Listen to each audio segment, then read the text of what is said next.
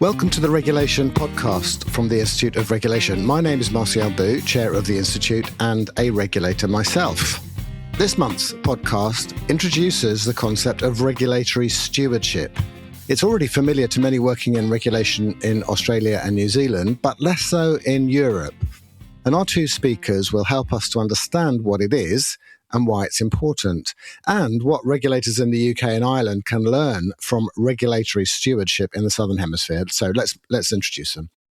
Keith Manch is an experienced regulator and chief executive, and for many years he led the New Zealand Civil Aviation Authority, having previously been CEO at Maritime New Zealand and Real Estate Agents Authority. He's also worked in competition, consumer gambling and censorship regulation. Keith is currently acting deputy director at New Zealand's Transport Agency. He's been involved for years in improving regulatory capacity and regulatory stewardship. Goodness, a lot of experience there. Welcome, Keith. Thanks, Marcial. I'm very pleased to be here. Good stuff. Also with us is Adam Slater, Chief Executive of the Australasian Environmental Law Enforcement and Regulators Network, which brings together environment regulators in that region. He's worked in regulatory policy and practice in many agencies, including the New Zealand Ministry for Regulation, and he was a director at the Australian National University School for Regulation and Global Governance. Welcome, Adam, too. G'day. Thanks so much for having me. Good stuff. Thanks. Now then, let's start with definitions. Regulation isn't just about legislation. We all know that. It's about systems. And all elements of a regulatory system, the rules, the regulators, the guidance, communication, practice, etc., need to work together to shape behaviour and compliance among the regulated group.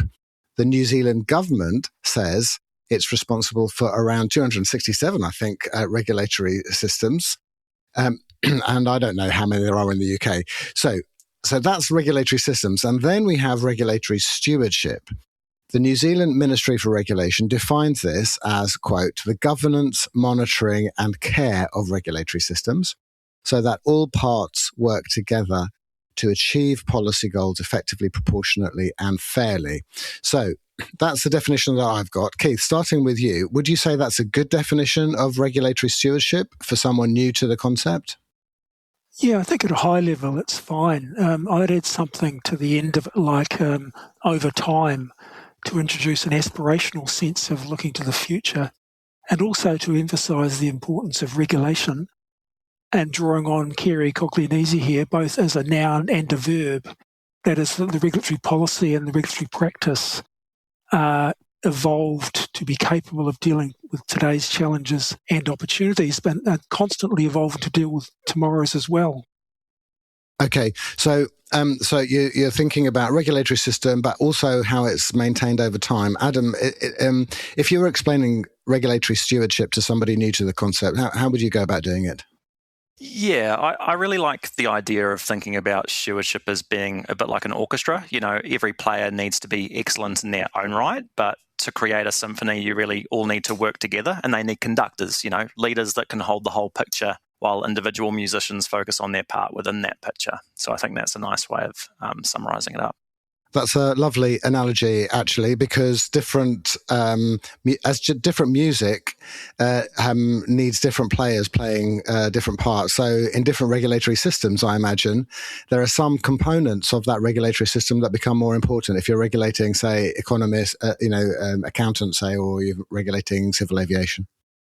Yeah, I think that's right. I do think that specific areas of regulation have different skill sets that everybody needs, but I do support the idea that regulation is regulation, and to lift the capability of practitioners across regulation as a whole is a really helpful thing to do. Okay, all right. So that's kind of, that's at a high level, as you say, Keith.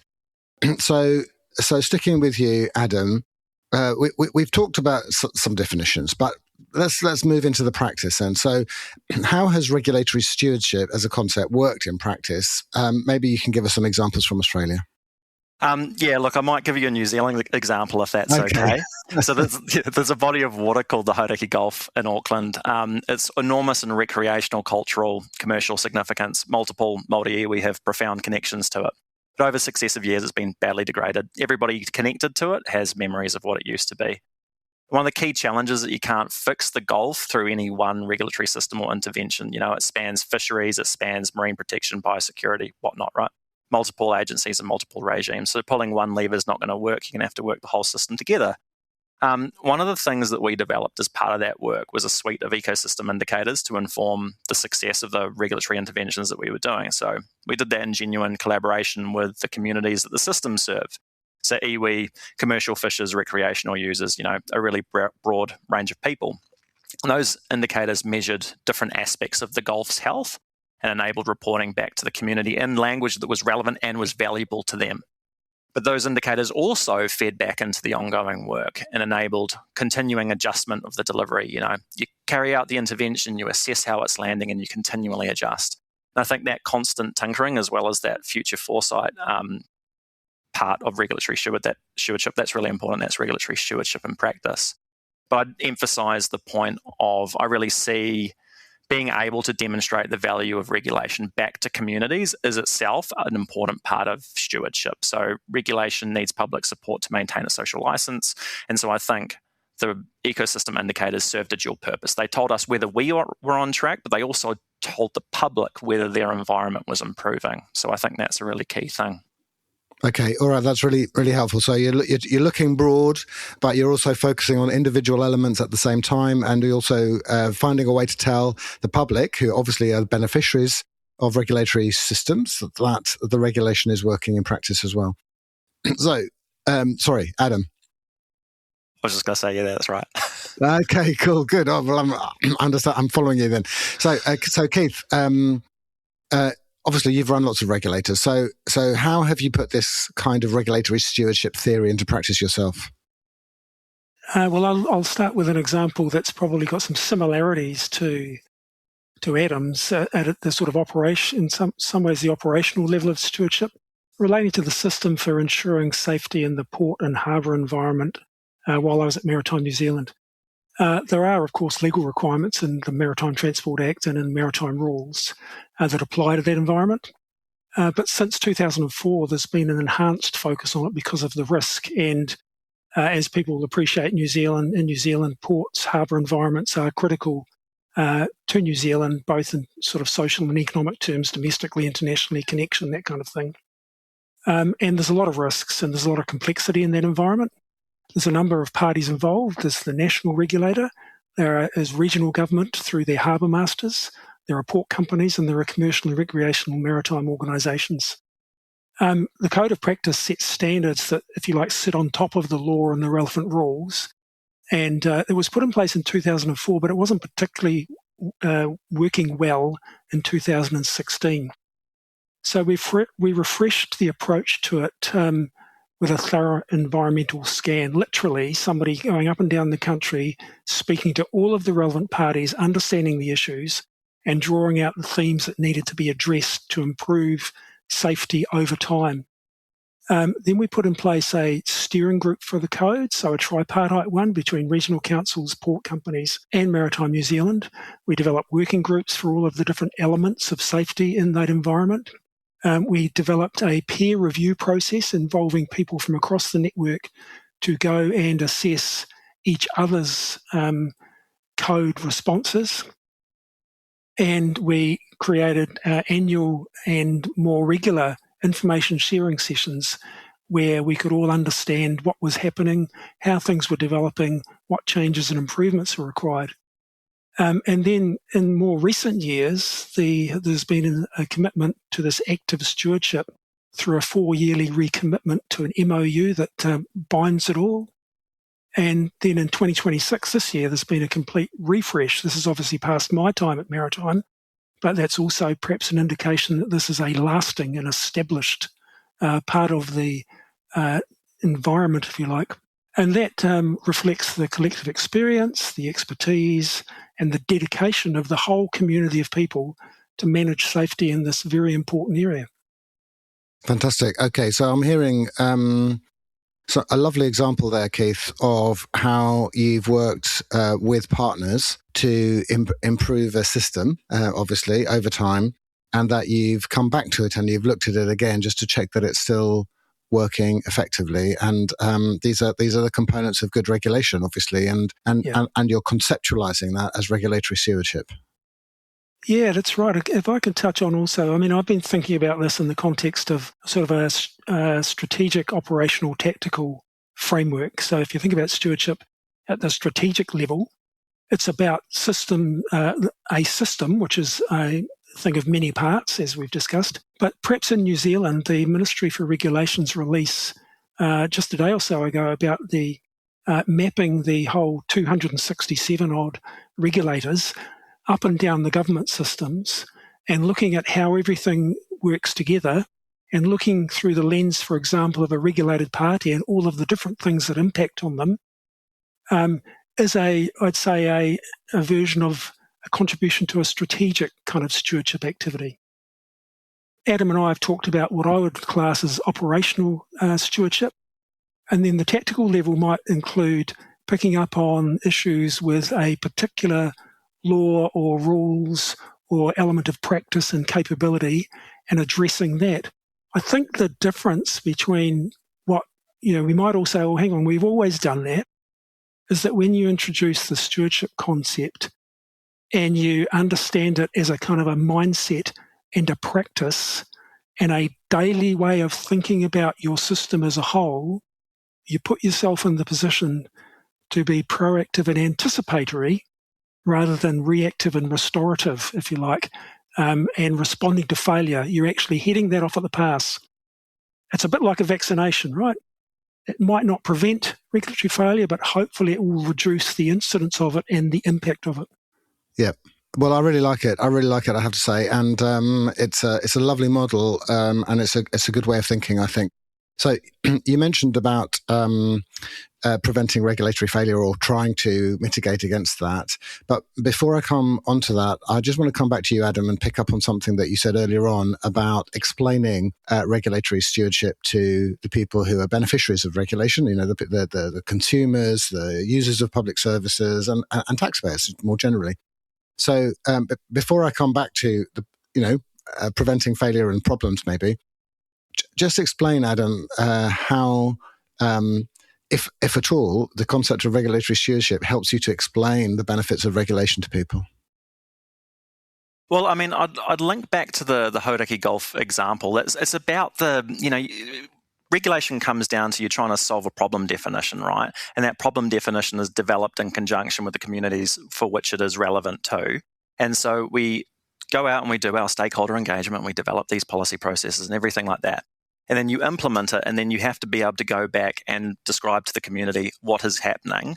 I think it also speaks to trust. So the Varian Public Service Reputation Index surveyed 3,500 New Zealanders across this stuff. And their findings are really striking, right?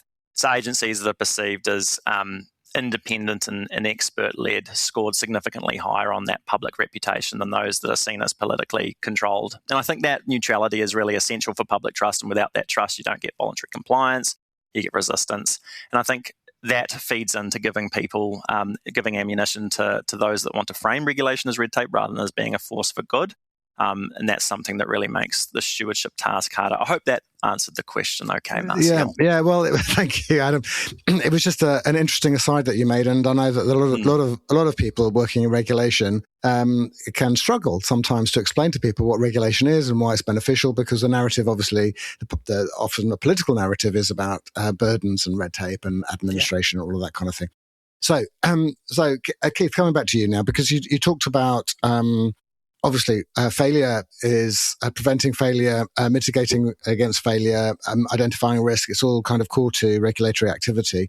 So I imagine that regulatory stewardship is not a magic bullet. It's not a kind of answer for everything. But how have you managed any problems with the concept or maybe evolved the way that you understand regulatory stewardship to cope with the real life dilemmas that you're facing? Yeah, thanks, Marcial. It's a very good question. I think it's been a point of discussion for some time, and it probably started out by being a discussion about policy, and then it evolved to include practice as well. I think one of the things that happens in has happened in organisations I've been in is people immediately go to, well, we do all of those things. We monitor what's going on, and we go through a process of reviewing legislation, and we're always trying to build capability. So I think getting the idea through that what we're looking for here is a step up. We're not looking for old practices around you go through a cycle every 10 years to review your legislation. You're constantly monitoring, you're drawing on everything from complaints through to performance metrics. Importantly, I think the intelligence function, the insights, the evidence that where most regulators, I think, these days are trying to build has become front and centre in terms of driving how you understand what you should be doing, how you should be intervening. But more importantly, it should tell you about how your system is operating. And I think the stewardship concept is wrapping all of that together, joining up the dots, not only in your own organisation, but looking at it from a system perspective, which is the critical thing. Yeah. So it requires a much stronger focus on understanding the scope of the system and joining up all of the parties. Can I just refer to a little bit of research that was done last year in New Zealand, actually? Yeah. Denny Kurdner, he was looking to get a sort of an empirical sense of how stewardship is played out in New Zealand. And his research showed, it was quite encouraging, that 9 of our major agencies who have significant regulatory responsibilities were identified as making progress against key stewardship actions, which are defining and describing regulatory systems, having stewardship strategies, conducting assessments and reporting progress in the period 2013 to 24. Importantly, we've also introduced since 2014 a regulatory systems amendment bill process. So typically in New Zealand, the history has been, and it may be the same in the UK and other places, you have statutes amendments bills every year for very technical changes that are non-controversial. And then you have reform programs that are usually framed around individual acts of Parliament. These regulatory systems bills, they actually take a system view, and you can't actually pull together what you need without a stewardship view. Right. And there have been something like 13 of those in the period, again, from 2016 to 24. They require a lot of negotiation with all of the parties in the system. Of course they do. They require the House Business Committee to have more or less unanimous agreement with them. But I think it's a really strong indicator that the system is starting to put in place processes and practices that truly reflect a stewardship view and mean that we're now sort of starting to see a move from always dealing with things as individual acts, because an act does not relate. An act is usually within a system with other acts rather than being the system itself. Yeah. Okay. Well, oh, goodness me. I mean, I'm sure that there'll be lots of people listening to this who'll be wishing, not just in the UK, but in countries around the world, that parliamentarians across domains, not just individual departments in individual sectors, that can work together systemically to tackle complex problems. Because that's what you're talking about. It's really encouraging to hear that is happening. Adam, I'm just going to come back to you now, because obviously you've got a lot of experience working across environmental regulators at the moment. And so can you reflect on what Keith has said and tell us about how you are applying ideas of regulatory stewardship in practice in that sector? Yeah, thanks, Marcial. I think the application of these sorts of ideas across the sector is probably a little bit patchy, just across the agencies that I've worked on and kind of aware of. I think some agencies are genuinely embracing stewardship. They're monitoring their systems. They're thinking that whole of system that Keith keeps sagely talking about, which is awesome. And they're engaging with communities about outcomes. I worked on this specifically at the Ministry for the Environment, and they were really empowering communities themselves with implementation. I thought that was really rare, like genuine resourcing that was allocated to help getting the community to get the outcomes. But of course, these things shift with changes in political priorities and government direction. I think that's part of the challenge, but I think the work that Keith and I have shared throughout the podcast so far are really good examples of what's possible when you commit to it. and you have those feedback loops embedded into the work. I think there's still agencies that maybe where stewardship feels a little bit more like a compliance exercise. They've got a strategy because they have to, but the day-to-day practice hasn't really changed. People are still going through the motions and processing applications or doing inspections or whatever it is they might have to. And I think that Keith mentioned this before, and I wholeheartedly agree, as I pretty much do with everything that Keith says, obviously, but I think it's a good thing to do. But it's about getting practitioners and people within the system to build that understanding of why are we here and what is it that we're trying to do. And I think that builds proactive actors within the system. And I think that's a really important thing to do. Yeah, that's fantastic. Good. Okay, so I'm going to move on. We've mentioned politics at different moments throughout, but I just want to ask you about the political perspective because obviously, we're regulators and we understand all of the detail here. We're talking to regulators, and obviously there are academics who think about the theory of regulatory systems and so on and so forth. But politicians, as we all know, they want immediate action. They want to resolve problems. They want to kind of reduce red tape, whatever their agenda is, and understandably. So how have you resolved any tension between the concept of regulatory stewardship and the political responsiveness that you need to demonstrate to? Adam, shall I stick with you, and then I'll come on to Keith? Look, I think there's always a tension. It's not really unique to any one country. I think just reflecting on the situation in New Zealand, I think that what's really interesting about New Zealand is it's got the most explicit legislative framework for stewardship anywhere. It's in the Regulatory Standards Act that was passed last year. It's in government expectations. There's this awesome dedicated ministry for regulation. But I think even with all of that, there's always a tension that we see in practice. The minister-chief executive relationship naturally involves that political direction, and ministers are elected to be responsive to their constituency, and that's legitimate democratic accountability. But I think obviously stewardship requires long-term thinking that sits uncomfortably sometimes with that short-term political responsiveness. And I think the challenge is how do public servants provide free and frank advice about system health and long-term consequences whilst also remaining responsive to the elected government of the day. Yeah, that's a problem for us all. Keith, any reflections on that before I move on to other things? Yeah, I think the history is that the political interest is all about new things, and stewardship really is a lot about maintaining the extant infrastructure. What's already there in terms of our laws and our practices and our policies and that sort.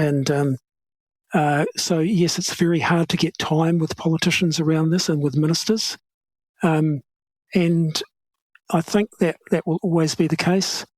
And yeah, I'd agree with Adam. The long-term view that as a public servant you should be taking and working across governments and across political cycles it's a massive tension. I've probably spoken with a sort of a glass half full approach to this. I wouldn't. My comments don't indicate that everything is rosy. Right, I think we've got really good foundations in place, but it's going to take a lot of effort. The fact that we have a Ministry for Regulation that is actually doing specific regulatory reviews driven by the Minister for Regulation is probably also an indicator that stewardship isn't as bad as it needs to be if we're truly going to be in a position where we're on top of things and constantly keeping the house in order. Yeah. Well, we've spoken to your Minister for Regulation on a previous podcast, and it's a fascinating tension, and one I know that everybody will experience in their own reality. So I'm going to come back to you, Adam, to ask about the transferability of some of this stuff that we've been talking about, because obviously it's embedded in New Zealand and Australia in a way that it isn't here in the UK and Ireland. So how has regulatory stewardship been applied differently in the countries that you know about, and what lessons can we bring to the UK and Ireland, Adam? Yeah, thanks, Marcial. So New Zealand and Australia, they offer contrasting but complementary pictures on this stuff. So as we were talking about before, New Zealand's got that legislative infrastructure. So it's got those explicit obligations, it's got government expectations, it's got that dedicated ministry that Keith and I have been talking about. Those are really good things. And stewardship is really embedded in New Zealand. The concept is really widely understood across the public service. Maybe the regulatory community is a little bit less well developed than Australia at the moment, but that's only a temporary thing. I think Australia's got a little bit less explicit on the legislative side of things, but slightly stronger professional community infrastructure. So there's communities like ALERT, like DNR COP, that have built genuine practitioner communities that are focused on that knowledge exchange and professional development. I think for the UK and Ireland, you've got a real genuine opportunity to take the learnings of both of those things. You could adopt New Zealand-style explicit stewardship obligations in the legislation. That'd be great. And one of the things that is working really well in New Zealand, as Keith mentioned, is a regulatory system amendment bills. They've doubled the rate of legislative adaptation compared to relying solely on those statute amendment bills. But they also require, and I know that this is shocking given everything that we keep talking about, but really good cross-agency coordination. But that's New Zealand, You could also build Australian-style professional community infrastructure, like you've already done with the Institute of Regulation, your podcast. I think one of your previous guests may have noticed and noted that the podcast is, in fact, of itself regulatory stewardship and practice, and I think that's really great. So, yeah, well, that's very helpful, Adam, and certainly we created the Institute of Regulation to develop that community in the UK and Ireland, and looked to Australia and New Zealand in part for guidance when we were doing that 5 years ago. So we're learning from each other. It's very, very helpful. Keith, do you have advice for regulators in the UK and Ireland, or indeed policymakers in government, whether politicians or civil servants, who might be thinking about replicating some of the good practice that you've been talking about? I think that I'd agree with Adam that, and yes, talking with you 5 years ago or so, Marcial, I think, in New Zealand we were quite active in the kind of community development space. It's probably buttoned off a little in the last year or two. And I think there's scope to improve that and get back on the horse, if you like. I think the really critical thing is to see the system in terms of policy and practice. And I think New Zealand's got a history of spending a lot of time networking in the policy environment. More recent, I'd say in the last decade or so in practice. But the whole thing needs to come together. So I think that the challenge that we always had in the GREG context, which was the vehicle for a lot of community activity up until it moved, or the work moved to the Ministry for Regulation, was how you focus on the practice level, but also connect it to the policy level. And my feeling was always we need to get the practice activity up and running before we get sucked into the policy environment and we lose the focus. And I think it's the challenge, is to keep the focus on both and to join them up. So the Institute for Regulation, I don't know how much you engage with policy makers. Yeah. And I think it's a matter of taking that whole of system view, which incidentally takes you back to stewardship.